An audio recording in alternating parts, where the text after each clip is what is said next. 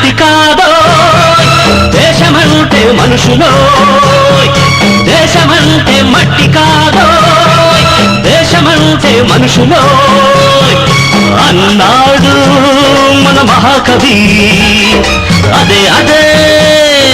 అదే అదే నా పల్లవి దేశమంటే మట్టి కాదో దేశమంటే మనుషులో నువ్వు తినే కూడు నువ్వు కట్టే బట్ట నువ్వుండే మేడ తేరగ వచ్చాయనుకున్నావా దుక్కి దున్ని నేతనేసి ఇటుక మోసి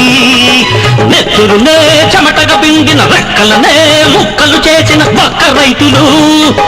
బడుగు కూలీలు కష్టజీవులు వాళ్ళ బిచ్చమే నీ మెతుకు వాళ్ళ పుణ్యమే నీ బతుకు